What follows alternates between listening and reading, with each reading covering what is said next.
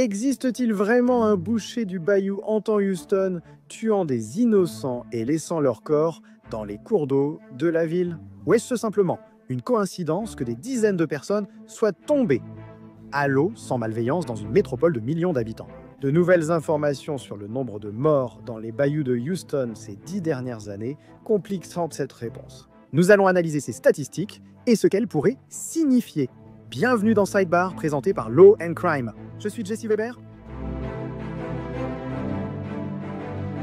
Des journalistes d'investigation à Houston, Texas, révèlent de nouvelles statistiques. Un projecteur choquant est à nouveau braqué sur les bayous de la région et sur le nombre de corps qui ont été repêchés dans l'eau au cours des dernières années. Cela alimente les rumeurs d'un possible tueur en série, un boucher des bayous, rôdant dans certaines zones du Texas. Nous avons déjà parlé de cette situation étrange ici dans la rubrique. Selon le département de police de Houston, entre le 13 septembre 2024 et le 28 septembre 2025, les agents ont répondu à 39 incidents où des corps ont été retrouvés dans différents bayous de la région. Les causes du décès restaient à déterminer pour plus d'une douzaine de personnes. Au moins 11 décès étaient classés indéterminés, selon les dossiers de police remis à Houston Public Media. Mais à la mi-septembre, un corps a été découvert dans le bayou de Bray. Après plusieurs jours, les autorités ont identifié Jade McKissick, 21 ans, étudiante à l'université de Houston. Elle avait disparu après avoir quitté un bar du centre-ville et la police dit qu'elle a été vue pour la dernière fois dans une station-service en train d'acheter une boisson. On la voit partir seule. Les caméras la perdent de vue. On ne la revoit qu'à la découverte de son corps. Selon la police de Houston, l'autopsie de l'Institut médico-légal du comté de Harris n'a montré aucun traumatisme ni acte criminel. La cause du décès reste à déterminer. Mais McKissick n'était pas la seule retrouvée dans un bayou le 15 septembre. Quelques heures plus tard, ce même jour, le corps de Rodney Chapman, âgé de 43 ans, a été retrouvé dans le bayou Green. Sa sœur a déclaré à la chaîne KHOU que le corps de son frère était torse nu. Il portait apparemment un short et une chaussette lors de sa découverte. Le lendemain, le corps de Seth Hansen, âgé de 24 ans, a été retrouvé à White Oak Bayou. Le 18 septembre, la police de Houston, indique que des témoins ont rapporté avoir vu quelqu'un sauter dans Buffalo Bayou et ne jamais refaire surface. Il s'agit d'Arnulfo Alvarado, 63 ans.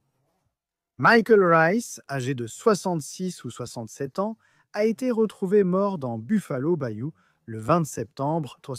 Le 25 septembre, une sixième personne, Michaela Miller, a été retrouvée morte en près de 6 jours. Elle a été identifiée après que la police a diffusé la photo de son tatouage, 3/8, et demandé l'aide du public. La police de Houston indique que 28 corps ont été retrouvés dans les bayous de la région cette année. Et ce chiffre a vraiment attiré l'attention des gens. C'est pourquoi des rumeurs et spéculations sur une série de meurtres circulent, faisant la une depuis. Les autorités ont dû réagir, notamment le maire de la police de Houston, John Whitmire. Ils ont plusieurs fois assuré au public qu'il n'existe aucun lien entre les décès. Écoutez ce qui a été dit lors de la conférence de presse de septembre. Nous n'avons aucune preuve qu'il y ait un tueur en série en liberté à Houston, au Texas. Permettez-moi de le répéter. Il n'y a aucune preuve qu'un tueur en série soit en liberté dans les rues de Houston. S'il y en avait un, vous l'entendriez d'abord de ma bouche. Il n'y a aucune preuve, et je répète, aucune preuve pour suggérer que ces incidents soient les geôliers. Dans chacun des 5 incidents, c'est le bureau du médecin légiste qui déterminera la cause du décès. L'enquête sur ces incidents est en attente de la décision du bureau du médecin légiste. Pour nous, en tant qu'agence, les rumeurs suscitent la peur et l'anxiété dans nos communautés. Il est important de se fier à des informations vérifiées et à des enquêtes officielles. Mais maintenant, nous devons parler de ces statistiques, de ces nouvelles statistiques qui ont été révélées par KPRC de chaîne affiliée NBC au Texas. Ils apportent un nouvel éclairage sur le nombre de corps envoyés au bureau du médecin légiste du comté de Harris après leur découverte dans les bayous de Houston. Le média a sollicité le bureau du médecin légiste et obtenu des informations. Donc, ce qui s'est passé, c'est que le média a demandé des informations au bureau du médecin légiste et ils ont reçu toutes ces données qui remontent à janvier 2017. C'est de cela dont nous voulons parler.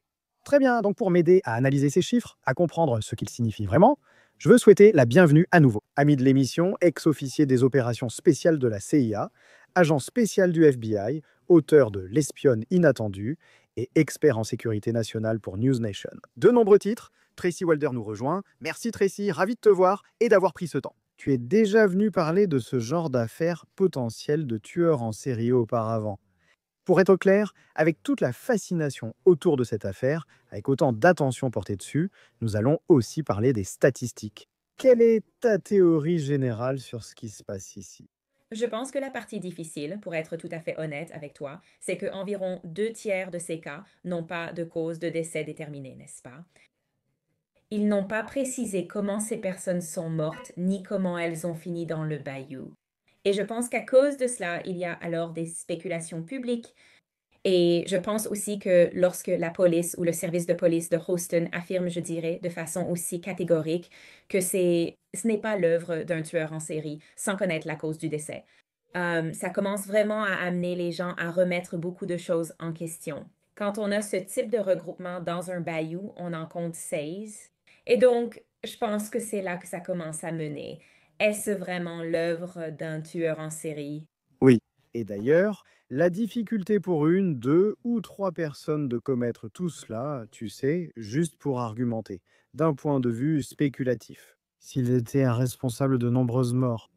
Est-ce que c'est inhabituel de nos jours qu'une, deux ou trois personnes puissent faire cela? Tu parles de ça un peu comme un groupe de tueurs en série, en fait? Disons une personne, ou même un petit groupe, voire juste une seule personne. Disons qu'il y a une personne qui est capable de tuer toutes ces personnes. Selon votre expérience, serait-il possible aujourd'hui que quelqu'un fasse cela sans se faire attraper? Je ne dis pas que c'est impossible, car rien ne l'est, n'est-ce pas, Jessie? Mais dans ce cas, vous avez quoi? 5 personnes se retrouvent dans un bayou en l'espace de, mon Dieu, seulement 6 jours. Donc, évidemment, c'est assez rapide. Puis je pense aussi qu'à notre époque, et comme tu l'as mentionné, je suis avec les caméras de sécurité et tout ce genre de choses, ne repérer personne, ça, c'est inhabituel. Mais encore une fois, je ne veux pas dire que ce n'est pas un problème. Je pense que, puisque ces corps sont retrouvés dans l'eau, les preuves médico-légales qu'ils portent sont très rares et difficiles à trouver. Donc les policiers, pour identifier un auteur, devraient vraiment se fier à des preuves extérieures au corps dans un cas comme celui-ci. Non, c'est un bon point. Plusieurs facteurs sont à considérer ici. Les circonstances de leur mort et de leur découverte diffèrent, mais il y a clairement un schéma. Je veux consulter certains dossiers découverts par KPRC 2. Donc, depuis le début de 2017, 189 corps ont été retrouvés dans les bayous. Réfléchissez à ce chiffre, d'accord? Vous pouvez le voir grâce aux chiffres affichés à l'écran. 2024 et 2025 sont les années avec le plus grand nombre de corps repêchés dans l'eau. 34 l'an dernier, 28 cette année. Ceci selon les dossiers du bureau du médecin légiste du comté de Harris, que KRPC 2 a consulté. Et en ce qui concerne les causes de décès, le bureau indique que la principale cause est classée comme indéterminée à 39%, soit 75 décès, et 24% sont répertoriés comme des noyades accidentelles. 13% concernent des situations où les personnes ont mis fin à leur propre jour. 9%, soit 17 cas, étaient en des homicides. Tracy, quelles sont tes premières impressions sur ces chiffres? C'est difficile. Je vis au Texas, il y a un plan d'eau, de l'humidité et il fait chaud. Et donc, je ne veux pas être trop explicite, mais je pense que dans certains de ces cas, il sera difficile de déterminer la cause du décès. En ce qui concerne les cas d'homicide ou les personnes qui mettent fin à leur jour, ce sont des informations qu'ils ont probablement reçues de la famille, n'est-ce pas? Indiquant que cette personne allait prendre cette décision. Et donc, je pense que c'est ça qui va être difficile. C'est à cause de la manière dont ces corps ont été retrouvés, peu importe le temps qu'ils sont restés immergés. Les restes, en eux-mêmes, comme je l'ai mentionné auparavant, vont pratiquement ne contenir aucune preuve médico-légale. Et ensuite, ben, ça va être vraiment difficile à déterminer. Et quand on a ce genre d'informations ambiguës, cela peut entraîner beaucoup de spéculation. Et je comprends tout à fait pourquoi. 189 morts. Est-ce que ça te semble beaucoup? Sur cette période-là, peut-être pas, mais Comme comme vous l'avez mentionné précédemment, la période 2004-2005, cela me semble beaucoup pour la ville. oui, 2024, 2025. Je sais que selon les juridictions et services, les paramètres ou directives varient sur ce qu'est une chose indéterminée. En général, cependant, hein, si vous regardez ce nombre de cas indéterminés, est-ce que cela signifie automatiquement que l'enquête est close? Nous ne suivons plus cette affaire et nous concentrons sur d'autres dossiers. Si quelque chose survient, nous y serons attentifs. Mais que cela signifie-t-il? Je veux dire, est-ce que cela signifie que l'affaire est classée pour cela? Cela ne signifie pas que l'affaire est classée, mais cela complique parfois l'enquête, non? Donc, si ce n'est pas déclaré comme un homicide, alors cela ne va pas immédiatement mobiliser toute la force de la police et leurs compétences d'enquête sur une affaire comme celle-là. Si vous ne pouvez pas déterminer dès le départ qu'il s'agit d'un homicide, n'est-ce pas? Je ne dis pas qu'ils vont classer l'affaire et l'oublier définitivement. Ils pourraient tenter une autre méthode pour enquêter sur la cause du décès. Mais comme ils ne peuvent pas, à ce stade, qualifier cela d'homicide, ils n'ont pas vraiment tout le pouvoir de la police pour enquêter là-dessus. Indéterminé peut signifier un acte criminel, mais ce n'est pas établi pour l'instant. Cela peut aussi vouloir dire autre chose. Mais si vous attirez l'attention sur cela, doivent-ils créer leur propre groupe de travail? Font-ils appel à des ressources extérieures?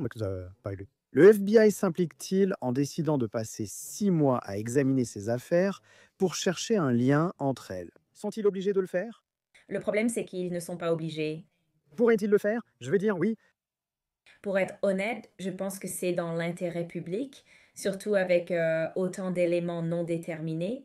S'il n'y en avait eu qu'un ou deux, hélas, restés indéterminés, je comprends qu'on ne veuille pas tout exposer et créer une cellule spéciale, mais quand il y en a autant d'indéterminés, je pense que cela pourrait poser un problème de sécurité pour le public selon les causes de ces décès.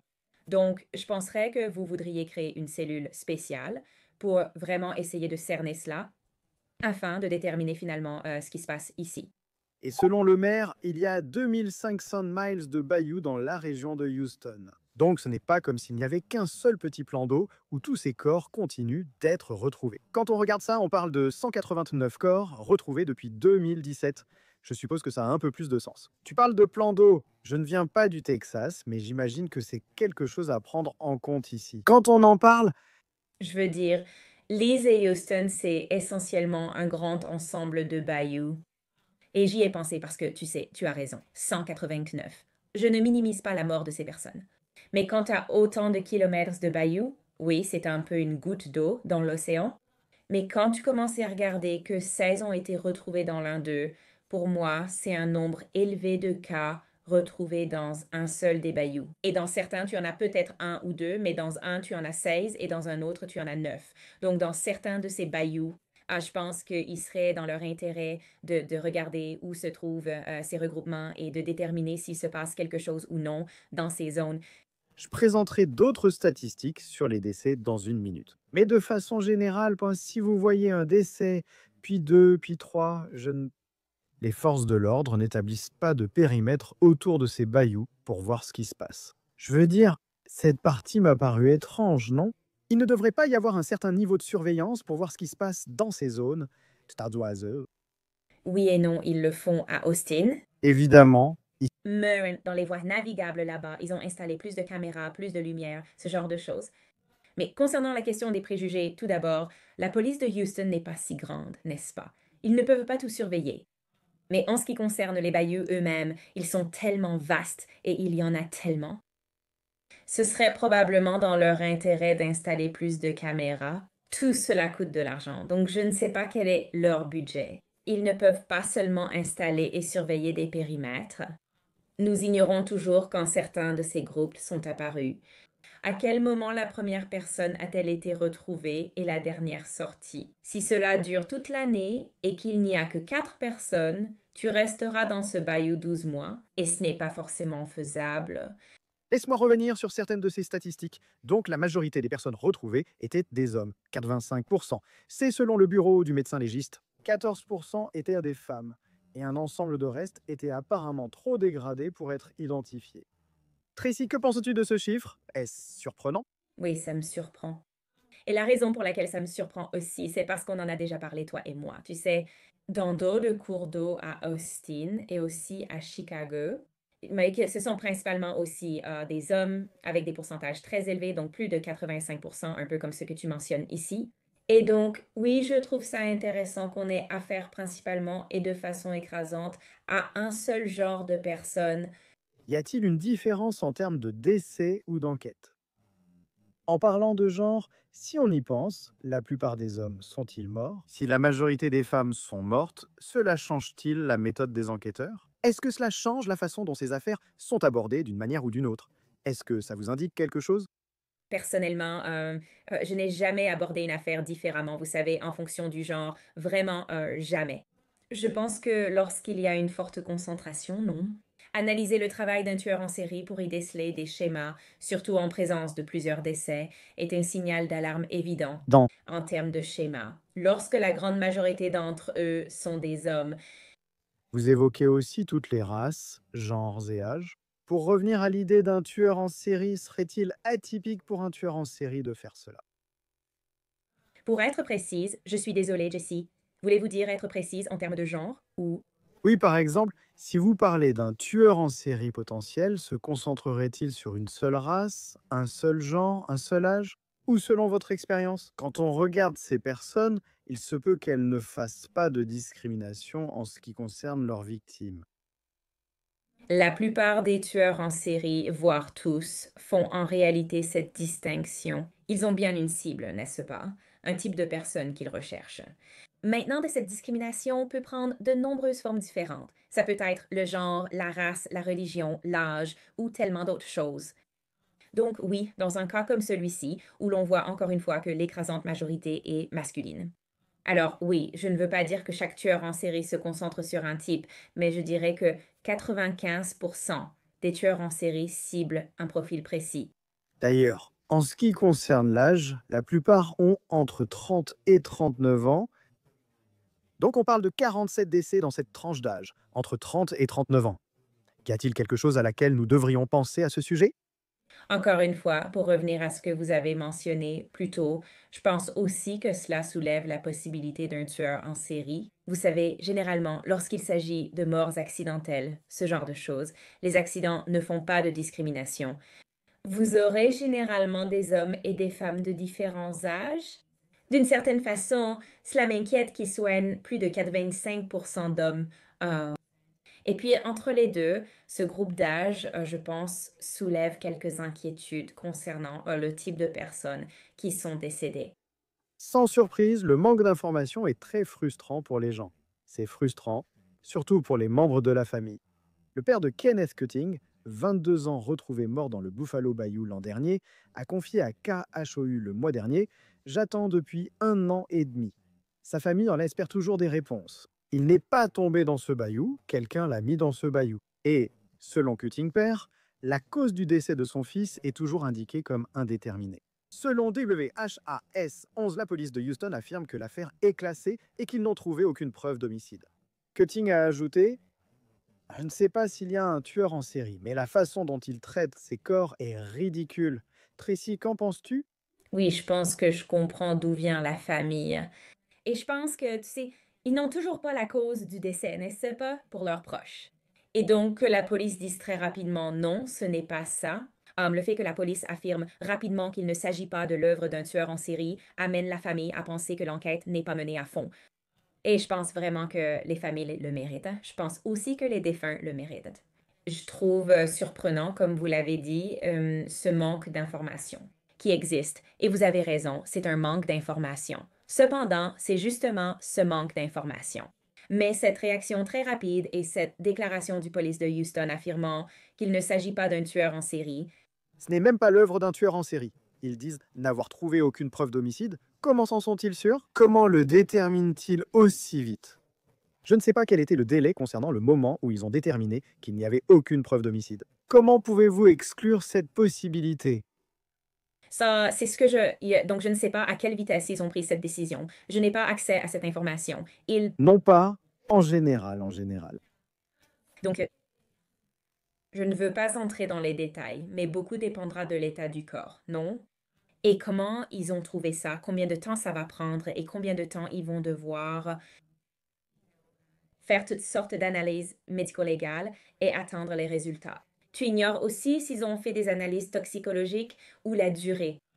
Je suppose qu'aucun acide désoxyribonucléique n'a été trouvé sur ces corps, s'ils étaient dans l'eau. Je précise que je ne fais que supposer.